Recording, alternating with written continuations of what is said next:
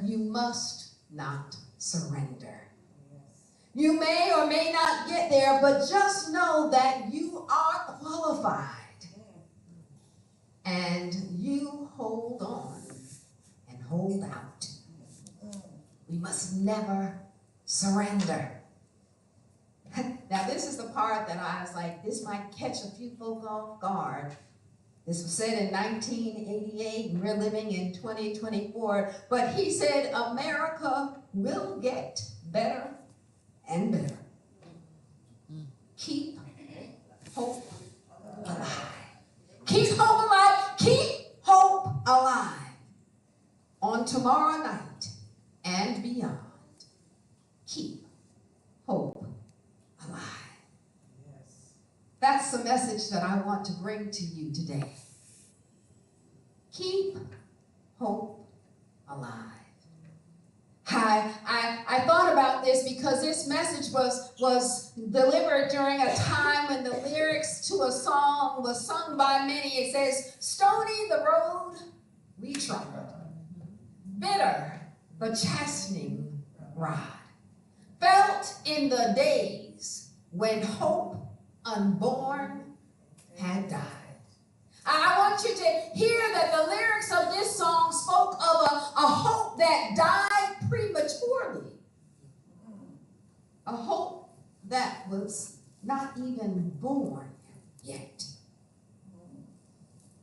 As I looked through scriptures, I found a text where we hear another account where hope died prematurely. The book of Ezekiel, chapter 37. It's a story that many of us have heard before. It's the story or the account of Ezekiel speaking to a valley of dry bones. I want to not read the entire 14 verses, but to jump forward first to verse 11, where it says, and this is Ezekiel saying, then he, being God, said to me, Son of man, these bones are the people of Israel. And they say, our bones are dried up, and our hope is gone. We are cut off. Here, the children of Israel, the chosen people of God, do a self-declaration of hopelessness. A declaration spoken before the promise of God has come to pass. Now, if we go back to the beginning of this text, verse 1, it reads like this. This is Ezekiel. I just going to call him Zeke. Is that okay with y'all? Zeke says, he says, the hand of the Lord was on me, and he brought me out by the Spirit of the Lord and set me in the middle of a valley. It was full of bones. He led me back and forth among them, and I saw a great many bones on the floor of the valley, bones that were very dry. He asked me, Son of man, can these bones live? I want us to recognize that in this text, we see that God is starting out with examination. He takes Zeke into a valley, into a low place to give Zeke an examination. And so, that being said, I want you to know, I want to just share with you that not every valley experience is a sentence to doom and gloom. Sometimes God will take you into the valley for examination. That when you go into the valley, if you are a child of God, just like Zeke, you've got a couple of things going for you. Yes.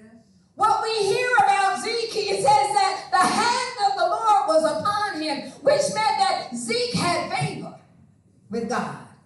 And he says that the Spirit of the Lord is the one that led him into the valley. And so I don't care where you are, if the hand of the Lord is upon you and the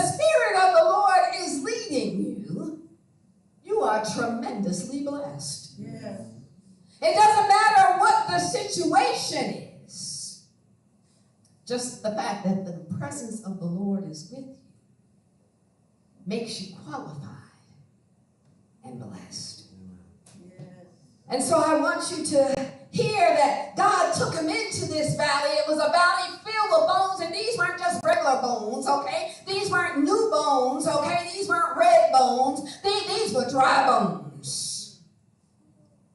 In other words, these bones had been there for a while. They had been in that situation for a while. They've been exposed for a while, and God takes Zeke down there, and he has the audacity to ask Zeke this one question.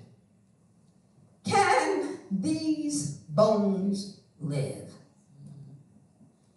I need you to understand on this day, brothers and sisters, that when God takes you into a valley, he is not looking for the answer.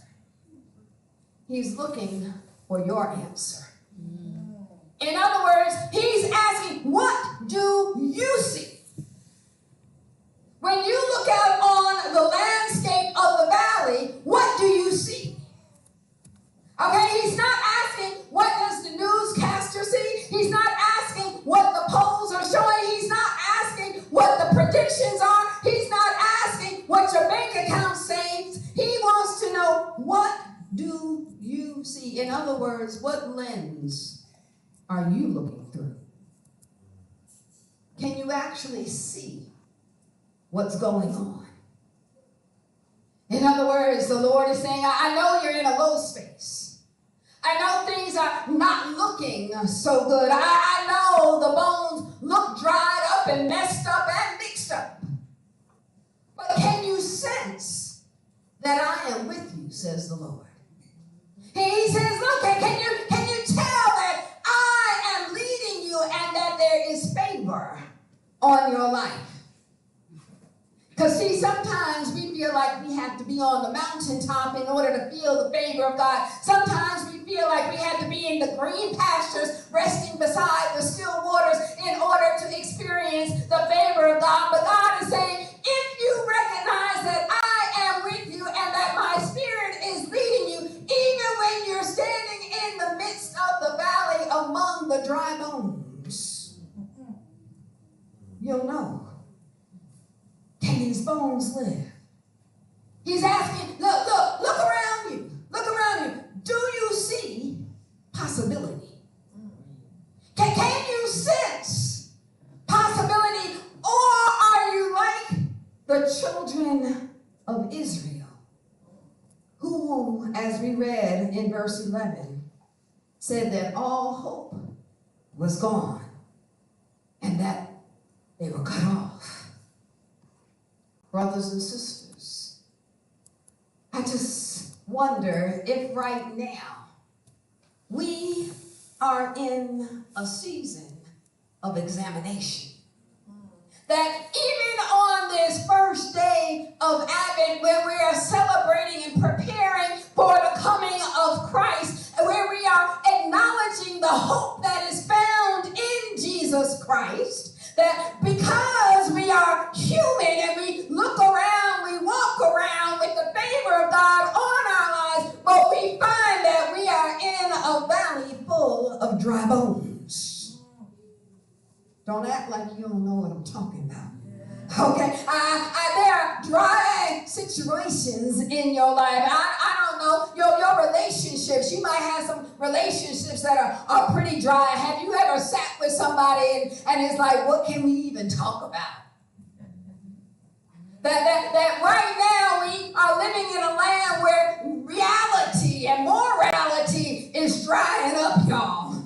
That the economics is kind of dry right now. That the future, okay, is looking like a valley of dry bones. When I stand up and I go home and I go to work, and even when I go to church, sometimes I find that it's dry.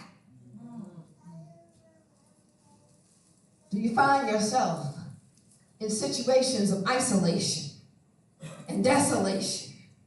Like the children of Israel, do you find yourself in bondage and captivity? Do you find yourself oppressed and depressed?